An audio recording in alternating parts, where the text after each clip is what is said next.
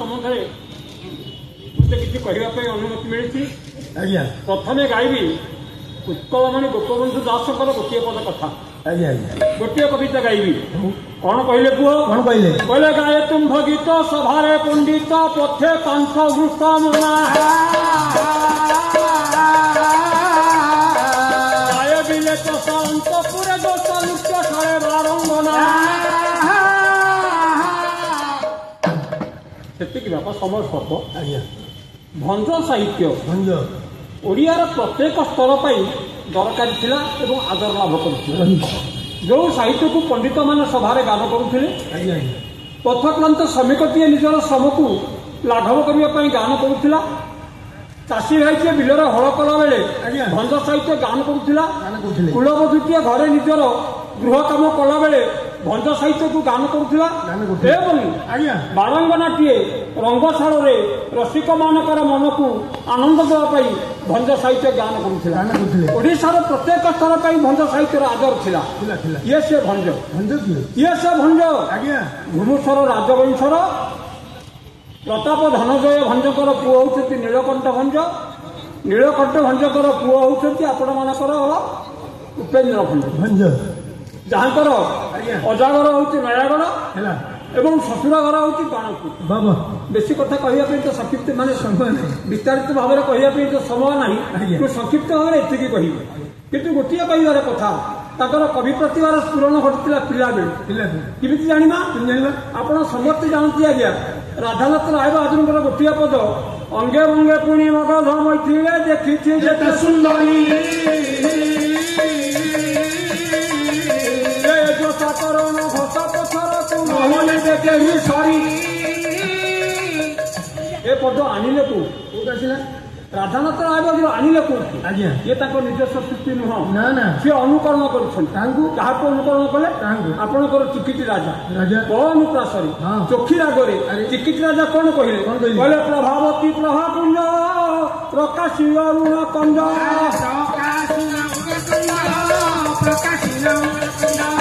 ସେ ପ୍ରତି ପୁରେ ପୁରେ ଅଛି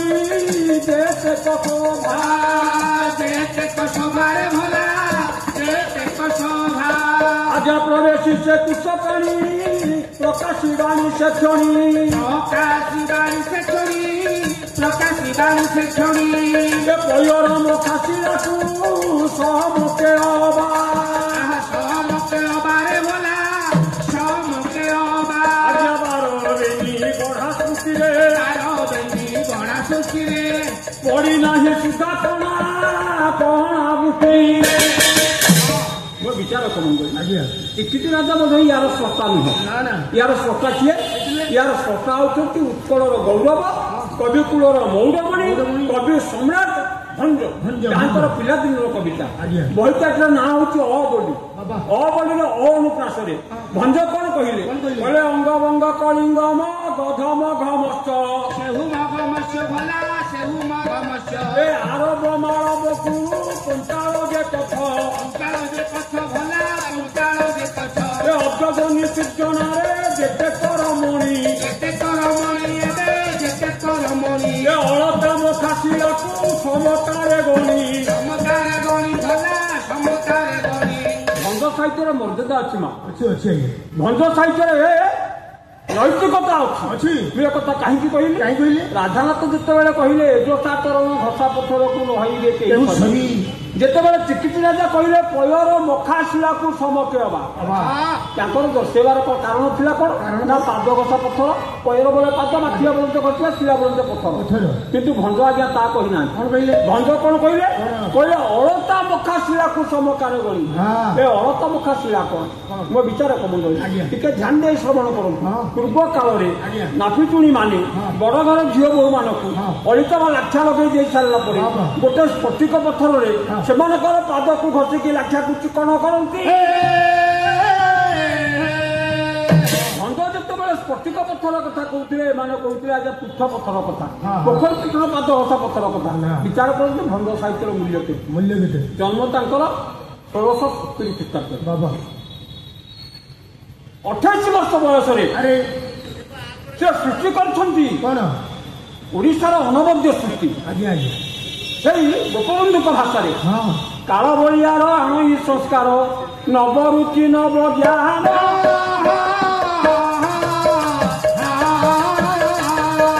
ମାତ୍ର ବୈଦେହିତ ବିଳାସ ଲଭିବ କାଳେ କାଳେ ଉପସ୍ଥାନ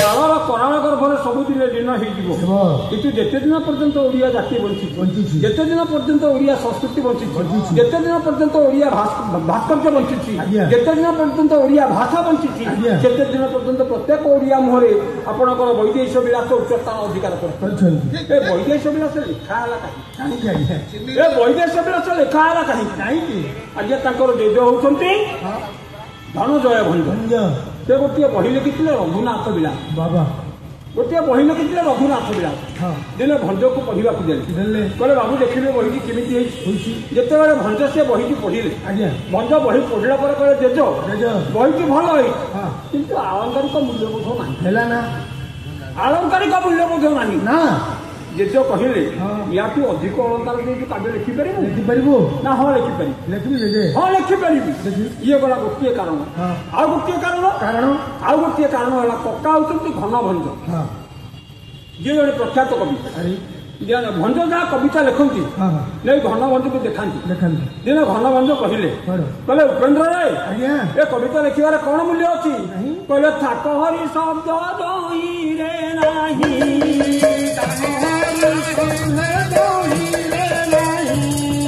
କାକବାଚ ବୋଲି ତାହାକୁ କହି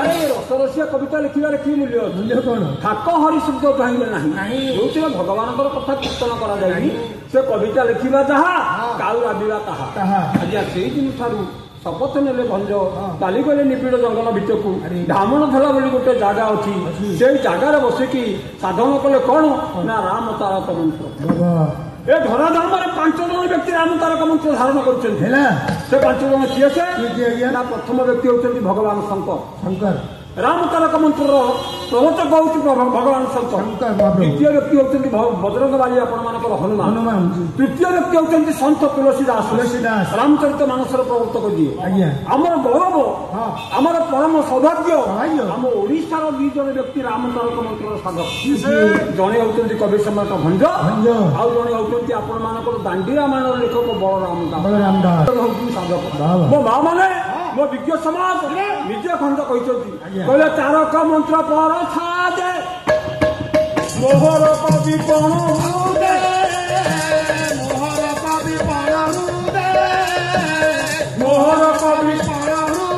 ପ୍ରସାଦରୁ ତାଙ୍କର କବି କୋଣ ଉଦୟ ହେଇଛି ଆଜ୍ଞା ଲେଖିଲେ ଆପଣମାନଙ୍କର ବୈଦେଶିକ ବିଳାସ ଲେଖିବା ତାଙ୍କର ଅଜା ହଉଛନ୍ତି ନୟାଗଡ଼ର ରାଜା ଦିନେ ପଚାରିଲେ କହିଲେ ଉପେନ୍ଦ୍ର ଆଜ୍ଞା ଦାସ ସାହିତ୍ୟ ଜାଣିଛୁ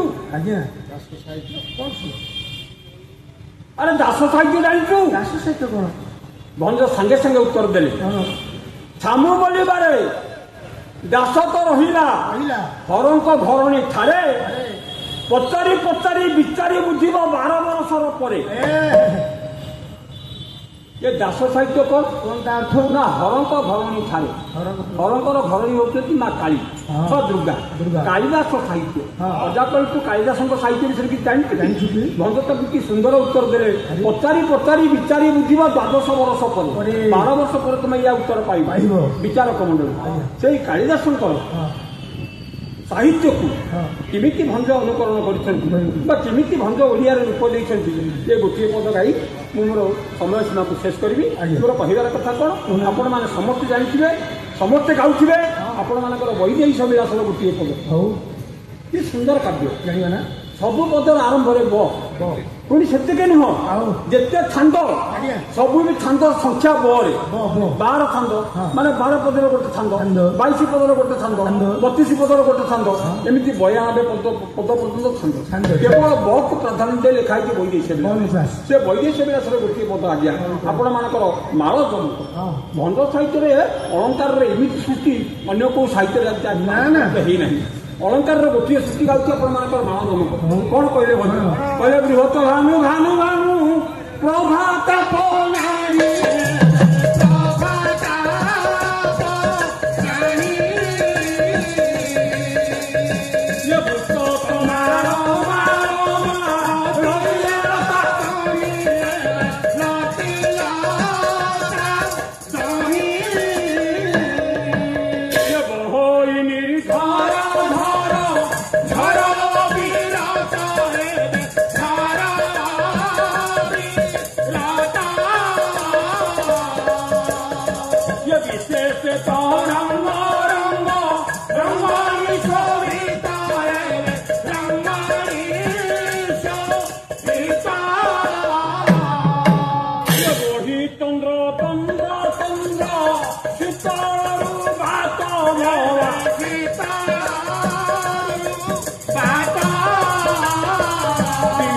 ମଙ୍ଗଳ ମଙ୍ଗଳ ମଙ୍ଗଳ ସୁତ କରେ ଋତ ସୁତ କରେ ଋତ।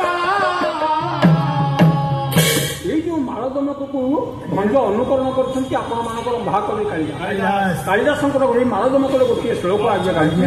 ନବତ ମାଳ ମାଳ ମାଳତୀ ରାଗ ପୁଞ୍ଜ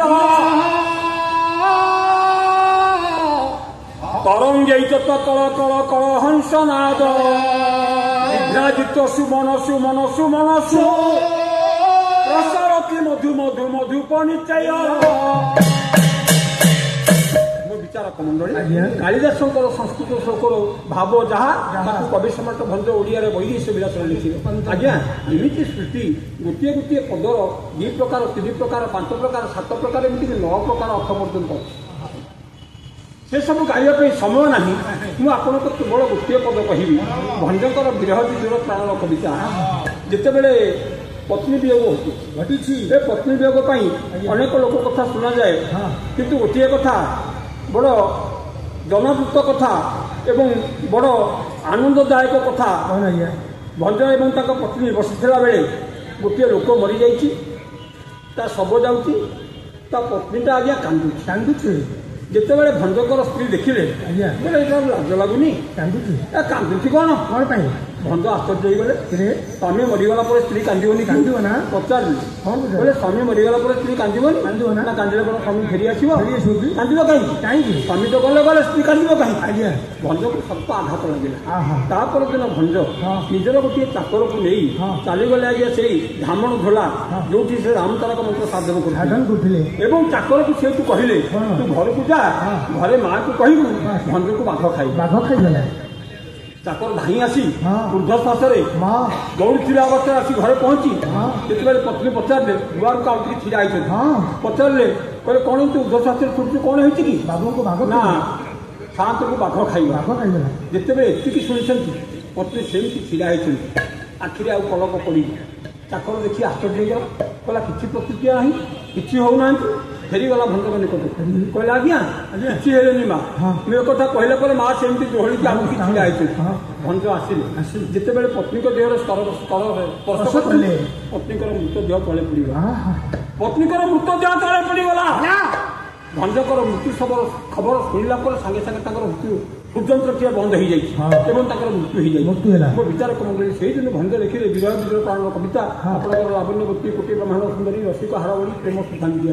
ସେ ଲାବଣ୍ୟବତୀରେ ଗୋଟିଏ ପଦ ଗାଇ ଭଞ୍ଜ ସାହିତ୍ୟର ଅର୍ଥ ମୂଲ୍ୟବୋଧ କ'ଣ କହିଲେ କହିଲେ ଅଣିମାରି ସୁଖ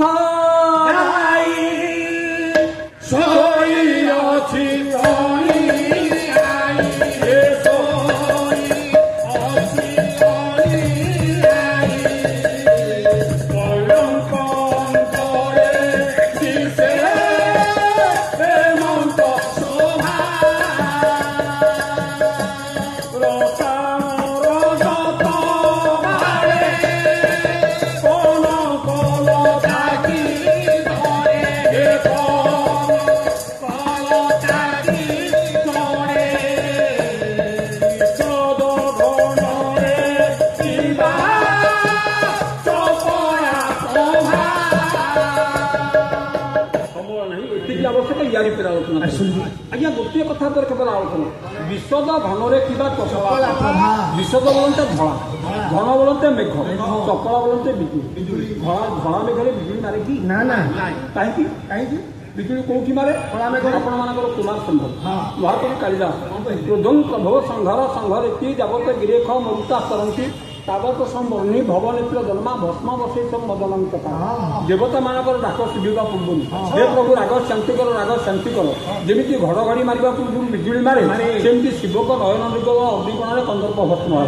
ଏଥିରୁ ସ୍ପଷ୍ଟ ପ୍ରମାଣ ମିଳେ ଯେ ଘଡ଼ଘଡ଼ି ମାରିବା ପୂର୍ବରୁ ବିଜୁଳି ମାରେ। ଘଡ଼ଘଡ଼ି ନ ମାରିଲେ ବିଜୁଳି ମାରିବନି।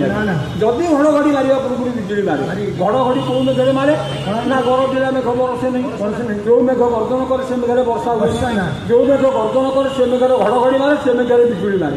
କିନ୍ତୁ ଯୋଉ ମେଘ ଗର୍ଜନ ନ କରି ବର୍ଷା କରାଏ ସେ ମେଘ କିଏ ନା ନବରସେ କଳା ମେଘ, ବରସେ ଭଉରିଆ, ନପସେ ଧୋବ ଧାଉଳିଆ ପୁଅ, ପୋଷେ ଖାଉରିଆ। आज्ञा कड़ा मेघे वर्षा हुए धड़ा मेघे वर्षा हुए जदि धड़ा मेघे वर्षा हुए धड़ा मेघे बिजुली मारे एक आपण मानकर पुराण कहूँ विज्ञान कहूँ जदि एक है केमी कवि लिखिले विशेष घन लिखा चपला प्रभा ताकू अभिमन्यु शांत सिंह लिखिले कौन कहले कहले विश्वचित वर्ष प्रीति मृत्युमंत होई अणी माजी जाई अणी आई सोईथिबे अणी माजी अणी